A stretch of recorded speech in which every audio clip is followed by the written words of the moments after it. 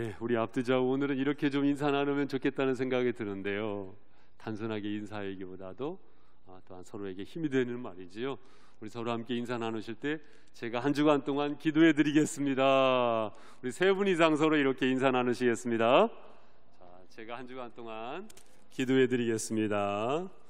네, 제가 한동안 기도해 드리겠습니다. 한 주간 동안 서로 눈빛 교류하신 분들 있으시죠? 예, 한 주간 동안 더더욱 서로를 위해서 기도하실 수 있는 복된 관계가 되시기를 부탁을 드리겠습니다. 아멘이 좀 약하세요? 예, 아멘. 맞습니다. 성령의 사람, 오늘 6번째 성령이라는 큰 주제를 이렇게 가지고 6번째 말씀을 전하고요. 다음 주 7번째로 성령에 관한 주제로는 다음 주 설교로 막을 내리려고 합니다. 혹시 6번째 과정 속에서 다시 듣기 원하시거나 또한 못 들으신 설교가 있다고 한다면 유튜브에 올려놓았으니까 언제든지 찾아서 들으시면 좋겠다는 생각이 있습니다. 성령, 히브리어는 루하이란 말이에요. 그리고 헬라어는 피우마, 뭐냐면요 숨, 바람, 이런 원뜻을 가지고 있어요. 그러니까 숨, 바람. 실제로 바람이 그렇지 않습니까? 눈에는 보이지 않아요. 그런데 역할이 있어요. 그 역할은 사람의 상상을 초월하지요. 초월합니다. 마치 성령은 이와 같다는 것이거든요. 출애굽기 14장 말씀에 보면은 모세를 통해서 하나님께서 홍해를 가르실 때에 글쎄 모세가 손을 들어서 기도하게 되면서 이 홍해 바다가요 동풍이 불어와 가지고 바닷물이 밀려나요. 그리고는 마른 땅으로 이스라엘 백성들이 걸어갑니다. 바람이 불어와서. 이 말씀은요 성령의 능력, 바로 성령의 역할을, 그 메시지를 복선으로 깔고 있는 것입니다. 사랑하는 성도 여러분, 바람이 눈에 보이지 않지만 변화를 일으키는 것처럼 성령의 역사하심이 그렇다는 것입니다.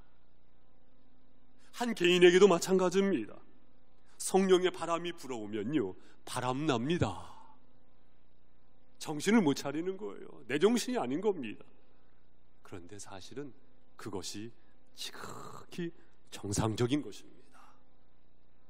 창세기 2장 7절 말씀에 보면 여호와 하나님이 땅의 흙으로 사람을 지으시고 그 코에 생기를 불어넣으시니 사람이 생명이 된지라.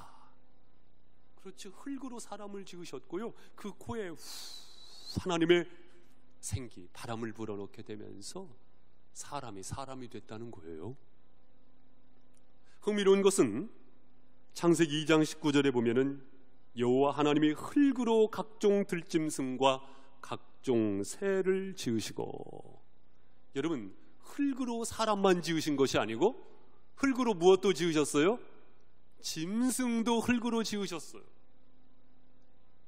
제조 과정을 가만히 들여다보면 흙으로 지으신 것은 똑같은데 엄격하게 구분 짓는 것이 있어요. 그것이 뭡니까? 사람은 뭔가 달라요. 그 코에 하나님의 호흡, 하나님의 바람, 하나님의 생기를 불어 넣으셨다는 것입니다.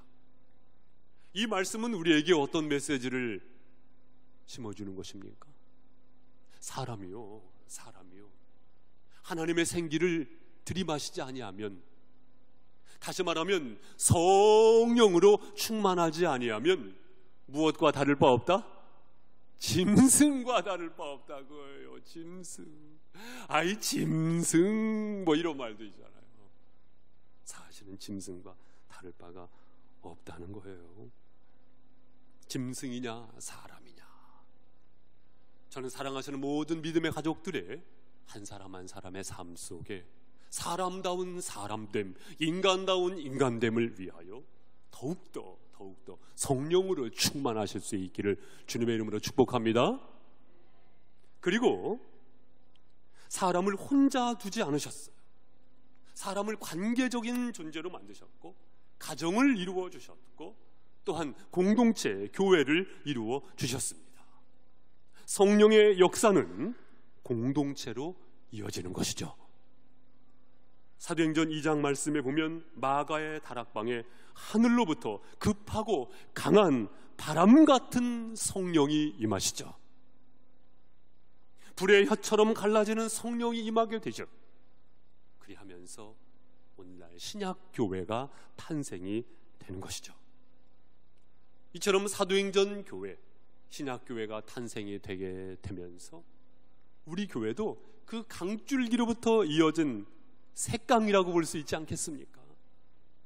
따라서 오늘날 교회가 교회되기 위하여 우리는 종종 이 초대교회, 원형교회, 원교회를 들여다보면서 회복시켜 나아갈 필요가 있는데요. 사랑하는 성도 여러분, 우리는 성령의 사람입니다. 그렇다면 성령의 사람으로서 어떤 교회를 지향해 나가야 할 것인가? 성경의 여러 말씀 중에서 오늘 말씀은 짧고 명료한 말씀인데 이 말씀에 초대교회가 어떤 교회였는가? 이것을 레슨해주고 있는 아주 중요한 말씀이거든요. 우리 함께 한 번 더 사도행전 2장 42절 말씀을 같이 읽겠습니다. 시작.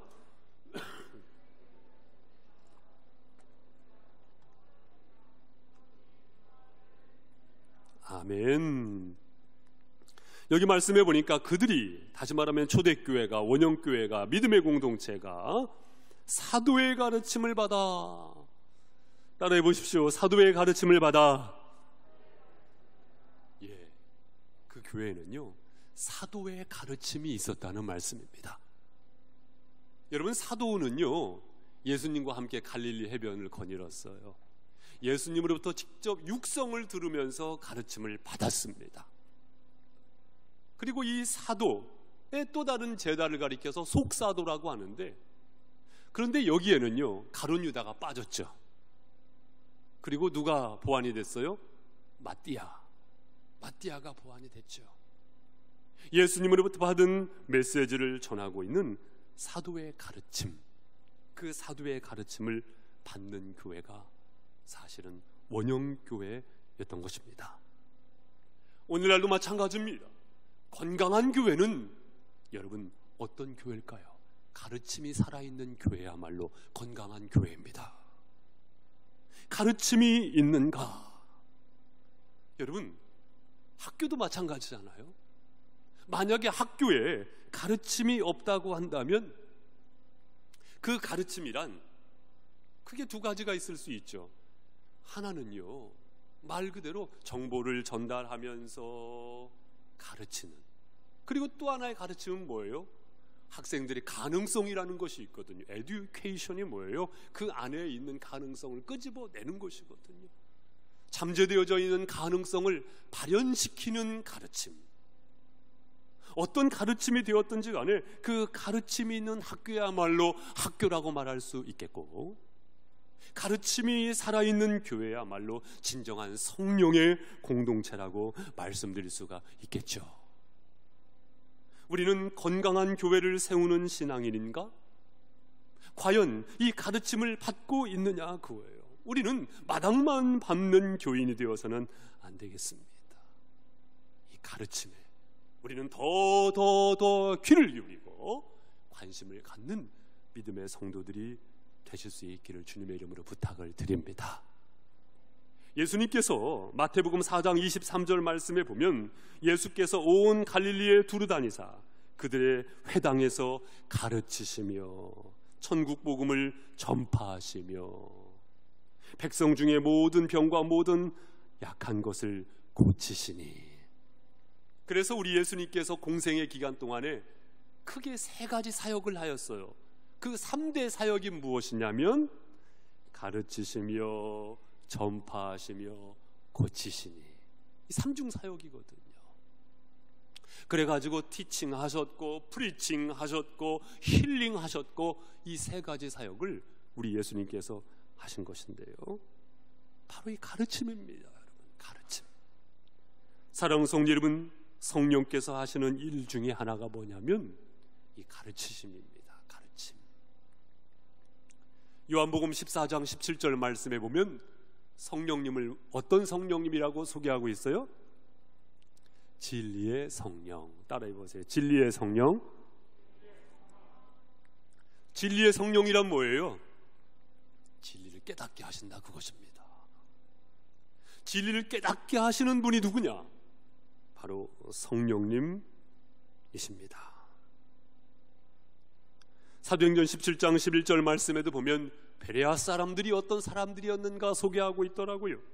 그들은 간절한 마음으로 말씀을 받고 이것이 그러한가 하여 날마다 성경을 상고하므로. 베레아 사람들이 그랬어요. 말씀을 받게 되면서 이것이 그러한가. 여러분도 따라해 보세요. 그러한가. 그러니까 그들이 무작정 아멘 한 것이 아니고, 무작정 아멘 하려면 차라리 아멘 안 하는 것이 나아요. 이것이 그러한가 하여 그들의 신앙 이성 속에 그들의 믿음을 가지고 받아들일 수 있는 메시지에 대하여 아멘 아멘 아멘 하던 사람들이 바로 베레아 사람들이었거든요. 그런데 그들이 아멘 할 수 있었던 저변의 근거가 무엇이냐? 그 안에 진리의 성령께서 역사하시기 때문입니다. 여러분 안에 진리의 성령께서 역사하시는 줄로 믿습니다. 따라서 가르침을 받기에 힘쓰시고 가르침을 따라가시는 저와 여러분이 되시기를 주님의 이름으로 축원드립니다. 성령의 사람의 특징은 무엇이냐? 이 가르침에 열중하지요. 가르침에 열중합니다. 성령의 사람이 모인 교회의 특징은 어떻습니까? 그 교회는요, 가르침이 살아있어요. 성령께서 하시고자 하는 일은 어떤 일이냐? 바로 가르치시고자 하는 일입니다. 우리 교회가 더욱더 이 가르침이 풍성한 교회로 거듭나갈 수 있기를 주님의 이름으로 소망합니다. 두 번째로 어떤 말씀이죠? 사도의 가르침을 받아 서로 교제하고. 따라해보세요. 서로 교제하고. 서로 교제가 있는 거예요. 서로 교제가 있는 것입니다. 인간은 관계 속에서 태어나지요. 또한 인간은 관계 속에서 삽니다. 잘 산다. 여러분, 그 사람은 참 잘 살아. 내가 올해 참 잘 살았어. 내년에는 내가 잘 살 거야. 여러분, 잘 산다는 것이 뭐예요? 어떤 사람은 착각하는 경우도 있어요. 잘 산다는 것을 부자로 산다는 것으로 착각하는 경우가 있어요. 그러나 그것은 우스꽝스러운 것입니다. 부자로 사는 것은요, 말 그대로 부자로 사는 거예요. 그것이 잘 사는 것이 아니에요. 잘 사는 것은 뭐예요? 관계가 좋다는 것입니다. 관계가 좋다는 거예요. 여러분, 행복이 어디에서 오지요? 제가 자주 말씀을 드리잖아요. 행복은 소유로부터 오는 것이 아니고 행복은 관계로부터 옵니다. 할렐루야. 하나님과의 관계, 이웃과의 관계, 성도와의 관계, 관계, 그 관계로부터 실상은 행복이 오지요. 사랑하는 성도 여러분, 그렇기 때문에 가정 안에서도요, 어떤 문제가 있으면 관계 안에서 풀어가실 수 있기를 주님의 이름으로 축복합니다.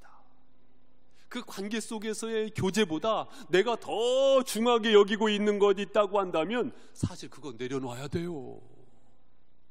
관계 속에서의 교제보다 더 소중하고 값진 것은 실상은 없거든요.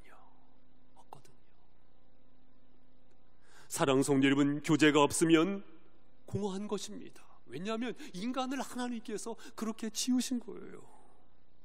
가정 안에서, 또한 주님의 몸된 교회 안에서 바로 그 교제가 있어야 합니다.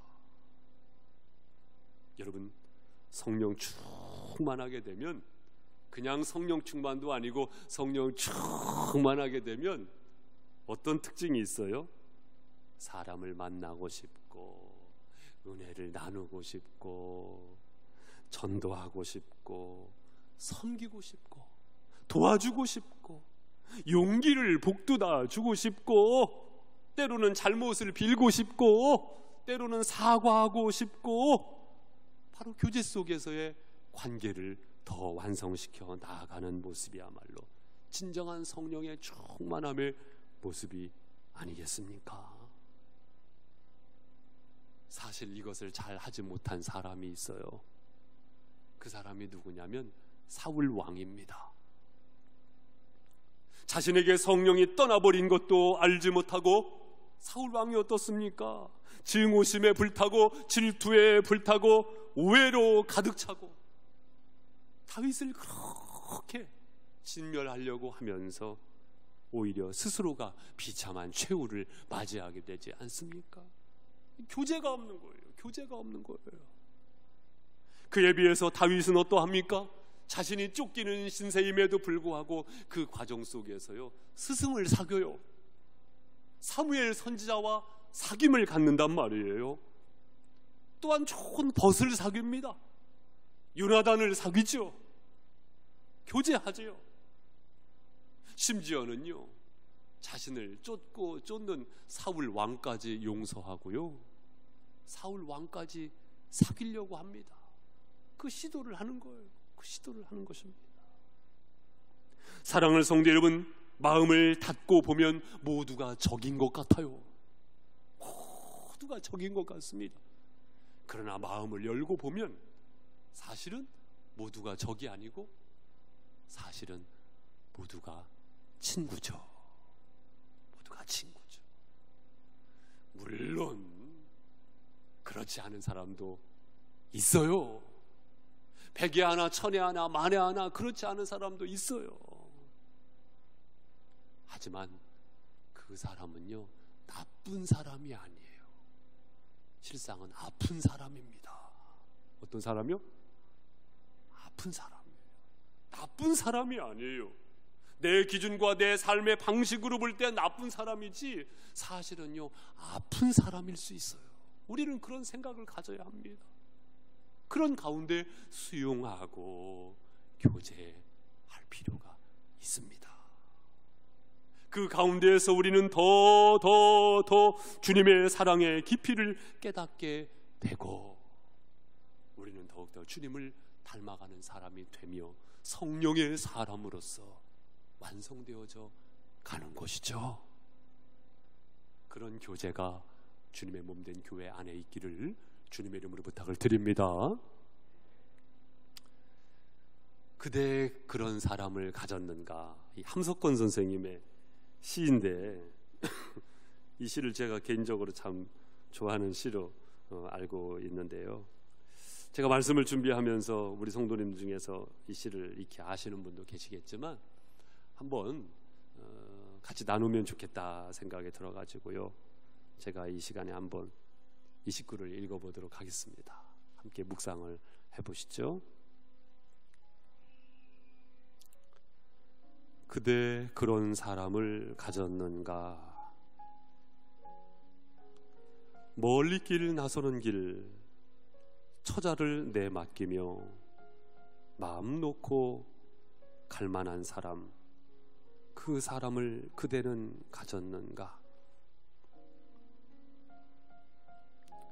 온 세상이 다 나를 버려 마음이 외로울 때에도 저 마음이야 하고 믿어지는 그 사람을 그대는 가졌는가? 탔던 배 꺼지는 시간 구명대 서로 사양하며 너만은 제발 살아다오 할 그 사람을 그대는 가졌는가? 불의의 사용장에서 다 죽어도 너희 세상 빛을 위해 저만은 살려두거라 일러줄 그 사람을 그대는 가졌는가? 잊지 못할 이 세상을 놓고 떠나려 할 때에 저 하나 있으니 하며 빙긋이 웃고 눈을 감을 그 사람을 그대는 가졌는가? 온 세상의 찬성보다도 아니 하고 가만히 머리 흔들 그 한 얼굴 생각하며 알뜰한 유혹을 물리치게 되는 그 사람을 그대는 가졌는가? 여러분, 어떻게 그 사람을 가지셨습니까? 저는 믿습니다. 믿음의 공동체 안에서 귀한 만남을 하나님께서 허락해 주셨다고 믿습니다. 만남을 주시는 것은 하늘이지만 만남을 발전시키는 관계의 몫은 누구의 몫이에요? 나의 몫입니다. 나의 몫입니다. 이를 위하여 필요한 것이 무엇입니까? 마음의 문을 열고 교제로 다가가는 것입니다. 교제로 다가가는 거예요. 여러분의 양무리가 그런 관계가 되시기를 바랍니다. 여러분의 기관이 그런 관계가 되시기를 바랍니다. 주님의 몸된 교회 안에서 성도의 교제가 그런 관계가 되시기를 바랍니다. 임마누엘 찬양팀도, 또한 호산나 성가대도, 또한 우리 청년 공동체도, 우리 학생들도, 어린이들도 그런 교제가 있기를 바랍니다. 그렇다고 해서 나는 교제할 테야, 너 내가 교제할 테니까 너 꼼짝 말고 있어, 이것은 또 좋지 않죠. 모든 것은 자연스러움으로부터, 모든 것은 표정으로부터, 모든 것은 말로부터, 모든 것은 마음으로부터. 할렐루야. 내가 마음을 열면 천하가 나에게 열어준다니까요. 사랑하는 성도 여러분, 이 교제가 있으시기를 주님의 이름으로 축원드립니다. 세 번째로는 무엇입니까? 떡을 떼며, 따라해보세요. 떡을 떼며. 여러분, 떡을 뗀다는 것은 뭐예요? 필요를 채우는 것이지요. 여러분이 들어오시면서 헌금하시는 것도 하나님 앞에 드리면서 서로 필요를 채우는 것 아니겠습니까? 일종의 그렇지요. 그런데 필요를 채운다는 것은 크게 두 가지가 있을 수 있어요. 하나는 육체적인 필요요, 하나는 영적인 필요입니다. 이 초대교회가요, 이 육체적인 필요를 나누었어요. 그 밑에 45절 말씀도 보면은 또 재산과 소유를 팔아 각 사람의 필요를 따라 나눠주며, 그래가지고요 필요를 나눴다는 말씀입니다. 그래서 이 말씀을 가지고 어떤 공동체는요 외부와 고립된 생활을 자처하기도 합니다. 그러나 모든 것은요 극단적으로 나아가면은요 위험한 것입니다. 근본적인 정신으로 붙잡고 믿음의 삶의 툴을 그렇게 발전시켜 나가는 것이지, 그것을요 하나의 원형으로 가지고 있다고 해서 그 틀을 이루어 나간다는 극단적인 자세는 그렇다고 그것이 좋은 것만은 아니에요. 예를 들면 전도관이 있잖아요. 홍성도 보니까 저기 전도관이 있더라고요. 그런데 이 전도관이 박태선이라는 분이 사실 형성한 교파 아닙니까? 지금도 저기 부산에 가면은 기장이라는 마을이 있는데 거기에 어마어마한 신앙촌이요 지금도 여전히 존재합니다. 외부로부터의 모든 교류를 차단하고 그들만의 생활을 하는 거예요. 그런데 인간이요 폐쇄적인 공동체가 된다고 한다면 여러분 그것 알고 있으십니까? 그 안에서요 부패하게 되어 있고요 썩게 되어 있습니다. 인간이 그래요. 인간이 그렇습니다. 따라서 교회가 교회되기 위하여, 성령께서 역사하시는 교회가 되기 위하여 부단히 힘써야 할 것은 무엇이냐면, 우리는 사회 안에 존재하잖아요. 그렇기 때문에 사회의 어떤 필요를 채움받고 어떤 필요를 채워줄 것인가, 사회와의 관계 속에서 어떻게 기여할 것인가, 어떠한 역할을 해야 할 것인가, 이 질문을 부단히 하는 교회야말로 건강한 교회로 발전할 수가 있다고 믿습니다. 그래서 저도요 교회를 책임지고 있는 목사 중에 한 사람으로서 제가 이 생태계, 앞으로 문제가 더 심각해질 것 아닙니까? 생태계 환경을 유지하고 그리고 또한 정화시키는 데 실상 관심이 있거든요. 그래서 얼마 전부터 제가 하고 있는 일 아마 아시는 분은 아시는 걸로 알고 있는데, 그것이 무엇이냐면 제가 여기 홍성천을요, 이 끝에서 저 끝까지 사실 쓰레기 줍고 청소하고 있거든요. 일주일에 한 날 오전, 되도록이면 월요일에 하려고 하는데 월요일에 무슨 일이 있으면 다른 날에 하기도 하는데요, 한 날 오전에 제가 청소를 합니다. 제가 그 휴지를, 쓰레기를 줍는, 정화를 시켜 나가는, 내가 모든 것은 할 수 없지만 어떤 것은 할 수 있는 것이거든요. 목사님이 그런다고 해서 홍성이 지구가 깨끗해집니까? 그렇지 않아요. 모든 것은 할 수는 없지만 어떤 것은 할 수 있는 것이거든요. 그래서 제가 하거든요. 제가 이렇게 가만히 보니까 휴지를, 쓰레기를 줍는 분들은 많아요. 군에서도 나오기도 하시고요, 어떤 단체에서도 나오시는데 가만히 이렇게 보니까요, 물 속에 들어가는 분은 안 계시더라고요. 그래가지고 제가 장화를, 여기 가슴까지 되는 장화를 사가지고 물속으로 들어가가지고 그 일을 하고 있거든요. 제가 말이 앞서면 안 되니까 제가 행동으로 어느 정도 한 다음에 설교 시간에 말씀을 드리는 것이거든요. 제가 이렇게 하다 보니까 어떤 할아버지는요, 여보게 청년 수고가 많구먼. 어떤 아주머니는 사진 착각착각 찍고 저를 청년으로 하시더라고요. 왜냐하면 제가 모자 쓰고 일하거든요. 이래봐도요, 머리 가리면은 청년입니다. 머리 가리고 입 가리고 마스크로 가리면은요, 눈빛은 청년이잖아요. 눈빛은 청년이잖아요. 이래봐도 청년으로 봐주더라고요. 우리는 사회 안에 살고 있습니다. 그래서 이 사회 속에서 어떤 역할을 할 것인가, 사실 이것이 우리의 고민이 될 필요가 있거든요. 얼마 전에는 홍성교도소에서 연락이 또 왔더라고요. 우리 교회로서 어떻게 동참해 줄 수 있는지 의뢰를 하면서 부탁을 하더라고요.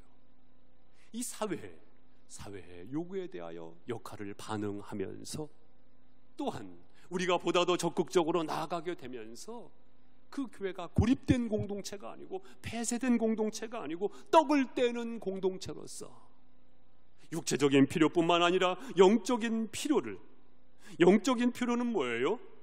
누차 강조해서 말씀을 드렸습니다만, 성령의 역사 가운데 카리스마, 성령의 은사를 주시죠. 여러분, 은사를 왜 주세요? 그것을 고립함으로 가지고 있으면 그것도 썩습니다. 여러분, 그것도 부패해요. 은사를 주신 이유가 뭐예요? 고린도전서 14장 12절에 보니까, 그러므로 너희도 영적인 것을 사모하는 자인즉 교회의 덕을 세우기 위하여, 무엇을 위하여? 교회의 덕을 세우기 위하여 그것이 풍성하기를 구하라. 그 은사가 교회의 덕을 세우지 못하고 있다고 한다면, 진짜 하나님께서 성령의 역사하심 속에 나에게 주신 은사인지, 그것을 사실은 점검해 볼 필요가 있습니다. 이미 보셨던, 몇 주 전에 보셨던 말씀입니다만, 고린도전서 12장 7절에 보니까 각 사람에게 성령을 나타나게 하심은 무엇하게 하려 하심이라? 유익하게 하려 하심이라. 이 유익은 어떤 유익이라고 말씀드렸습니까? 공동의 유익. 공동의 유익을 위하여 은사를 주시는 것이라고 말씀하고 있지요. 그렇습니다. 하나님께서 나에게 주신 은사를 통하여 영적인 능력, 영역을 허락하여 주셨고, 그것을 통해서 하나님의 말씀이 흘러가고, 하나님의 은혜가 흘러가고, 하나님의 메시지가 흘러갈 수 있도록 하실 수 있기를 주님의 이름으로 축원드립니다. 떡을 떼는 거예요. 나누는 것입니다. 그것이 멈추어져서는 안 되겠습니다. 주님께서는 너희는 세상의 빛이라 말씀하셨잖아요. 너희는 뭡니까? 믿음의 공동체요, 교회를 말하는 것이거든요. 세상의 빛이라고 그거예요. 여러분, 우리 교회가 세상에 어떻게 빛으로 드러나고 있습니까? 우리 교회가 세상의 소금으로 역할을 감당하고 있습니까? 그 교회야말로 참된 교회라고 주님께서 익히 말씀하신 것 아니겠습니까? 이 필요를 나누실 수 있는 은혜가 있기를 주님의 이름으로 축원드립니다. 교회 안에서, 또한 교회 바깥으로 떡을 떼는 공동체. 마지막 네 번째로, 기도하기를 힘쓰니라. 무엇하기를 힘쓰니라? 기도하기를 힘쓰니라. 따라서 해보세요. 기도하기를 힘쓰니라. 여러분, 이 말씀을 통해서 초대교회를 한번 이렇게 들여다 보세요. 초대교회가 무엇하고 있습니까? 기도하고 있잖아요. 기도하고 있잖아요. 우리는 이 시간 그것을 발견해야 할 줄로 믿습니다.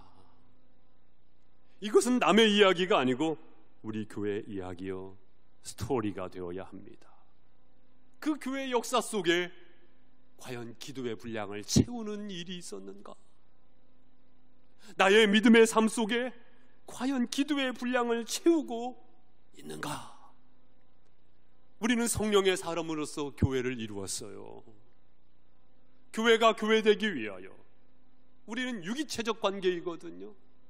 우리는 관계가 개체로서의 관계가 아니고 유기체적 관계 속에서의 지체입니다. 할렐루야. 그렇다고 한다면 내가 채워야 할 기도의 분량이 있다는 것을 아실 수 있기를 바랍니다. 인정하시면 아멘.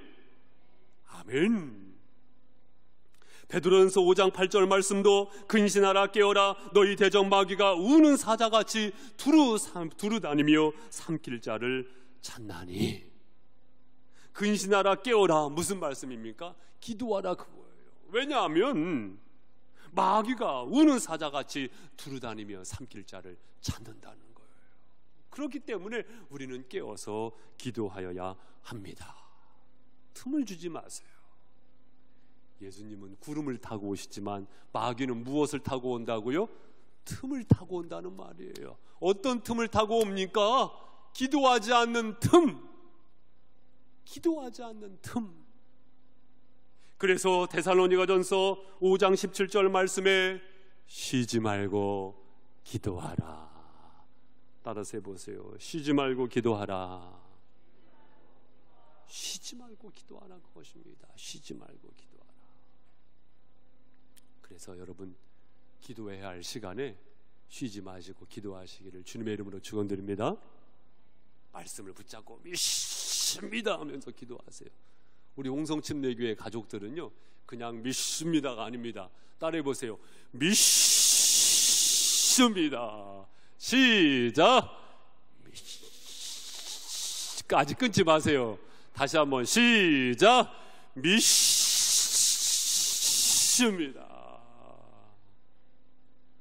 안 믿습니다가 아니고요 믿습니다. 믿음을 가지고 지금의 좌절의 상황을 보지 마시고 믿음은 바라는 것들의 실상이요 보이지 않는 것들의 증거라고 말씀하셨으니 믿음을 가지고 기도하실 수 있기를 주님의 이름으로 축원드립니다. 되도록이면 성도님 한 분 한 분께서 하루에 30분 이상 하실 수 있다고 한다면 1시간 이상, 그렇죠? 최소한 30분 이상 하실 수 있다고 한다면 1시간 이상 기도하셔서 사탄 마귀 귀신을 이기시고 하나님으로부터 능력 받으시기를 주님의 이름으로 축원드립니다. 이것은요 선택사항도 아니고요 의무사항이에요. 의무사항. 하실 수 있다고 한다면 30분 이상 아니면 1시간 이상 기도하실 수 있기를 주님의 이름으로 부탁을 드립니다. 어떻게 보면 목사는 하나님의 종이잖아요. 목사가 신호탄을 팍 터뜨리면은요 이때다 하고 액션 행동할 수 있는 우리 믿음의 성도들이 되어주시기를 부탁을 드립니다. 그래서 다니엘 기도회를 21일 동안 엽니다. 내일부터 21일 동안 다니엘 기도회는요 여러분 기회이고 찬스입니다. 우리 옆에 계신 분에게 한번 말씀해 주세요. 기회이고 찬스입니다. 우리 3분 이상 시작. 기회이고 찬스입니다. 기회이고 찬스입니다. 유아실도 위층도 아래층도 기회로 붙잡으시기를 부탁을 드립니다. 기회이고 찬스입니다. 제가 엊그저께 인터넷 기사를 이렇게 보는데 영국의 BBC 방송사에서 그런 기사를 냈더라고요. 영국의 어떤 사람이요, 글쎄 골동품 가게에서 예전에 어떤 골동품을 사온 거예요. 근데 그것을 오랫동안 집에다가 집구석에 방치해 두었다가 집 대청소를 하면서 그것을 책상 위에다가 올려놓고 3일 동안 지낸 거예요. 그리고 너무 또 지저분하고 귀찮으니까 이것을 좀 버려야겠다 싶어가지고 쓰레기통에다가 넣으려고 하다가 혹시나 해가지고 그것을요 이렇게 감정사에게 감정을 의뢰를 부탁을 했는가 봐요. 그런데 그것이요 200파운드, 우리나라 돈으로 환산을 하면은 32억 원이 되는 다이아몬드였던 겁니다. 32억 원이 되는 다이아몬드였던 거예요. 하마터면 그것을 버릴 뻔했던 거예요. 제가 그 기사를 보면서 목사인지라 그렇구나, 기회일 수 있겠구나. 우리 믿음의 사람들에게 있어서는 무엇이 기회입니까? 다시 돌아오지 않는 이 시간을 예배로 드리는 이 시간이야말로 기회라고 믿습니다. 하나님께서 나에게 기도할 수 있도록 시간 주시고 기회를 열어주셨고 찬스를 주셨다고 믿습니다. 우리가 이 기회를 놓치는 어리석음이 없기를 주님의 이름으로 부탁을 드립니다. 작정을 하세요. 그리고 체면을 내려놓으세요. 하나님 앞에 무슨 우리가 체면을 차립니까? 눈물 흘리고 우실 일 있으면 우시기도 하시고 회개할 일 있으면 회개도 하시고 오히려 그 모습이 자랑스러운 모습이지 하나님 앞에 기도하면서 체면 차릴 것이 아니라니까요. 기도가 살아있는 교회, 기도에 힘쓰는 교회, 그 교회야말로 성령 공동체고 성령께서 역사하시는 교회인 줄로 믿습니다. 사랑하는 성도 여러분, 요한복음 19장 26절 이하의 말씀에 보면 예수님께서 십자가를 지시죠. 십자가 위에서 못 박혀 죽으시죠. 그런데 십자가 위에서 못 박혀 죽으시기 전에 하신 일이 뭡니까? 어머니, 예수님의 어머니 마리아를 향해서 주님께서 무슨 말씀을 하세요?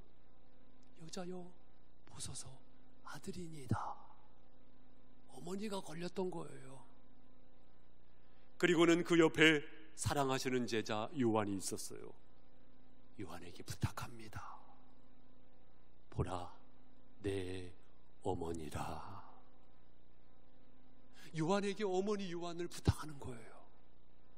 그런데 여러분, 예수님은요 최소한 6남매, 예수님의 형제 자매들, 동생들이 있었어요, 없었어요? 있었어요. 그러면은 예수님께서 십자가에 못 박혀 죽으시면서 어머니 마리아를 동생들에게 부탁하는 것이 맞지, 왜 제자에게 부탁을 했어요? 왜 제자에게 부탁을 한 겁니까? 여러분, 그것은요 제자들, 다시 말하면 믿음의 공동체의 어머니를 부탁한 것입니다. 사랑하는 성도 여러분, 믿음의 공동체라고 한다면, 또한 예수님을 머리로 하는 교회라고 한다면, 교회는요 책임을 가지고 있는 거예요. 무엇을 가지고 있어요? 책임을 가지고 있는 것입니다. 우리가 이 시대를 살아가면서 책임을 망각한다고 한다면, 여러분 그것 아세요? 성령의 바람이 떠나갈지 모릅니다.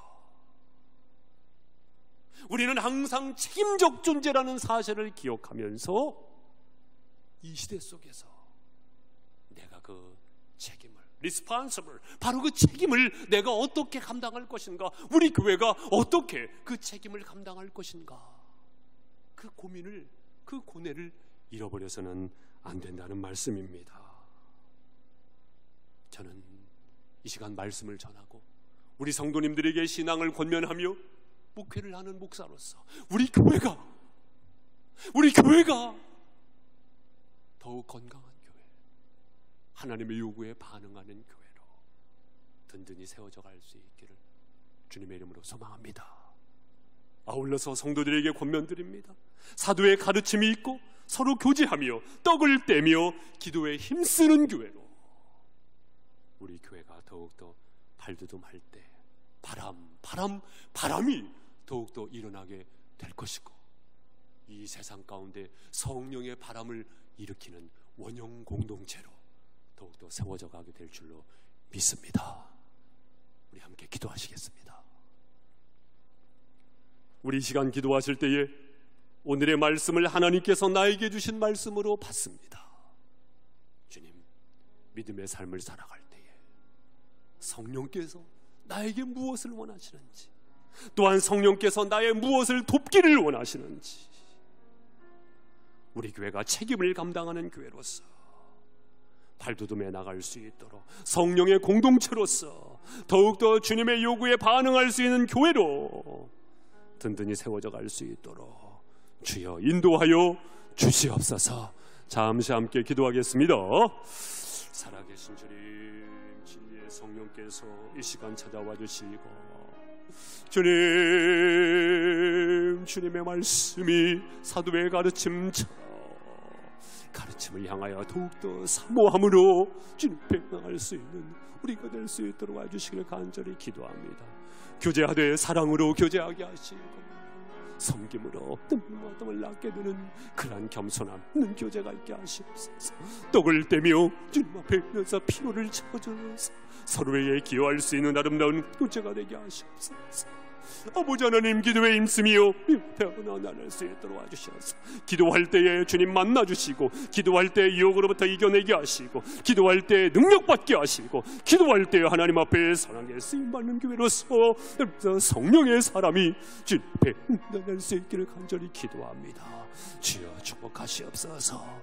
주여 물의 기도를 받아주시고 주님의 선하신 뜻을 펴나갈 수 있는 우리가 될 수 있도록 주님 축복하여 주시옵소서. 우리 주님 앞에 와닿은 도하시는 때 주님 감사합니다.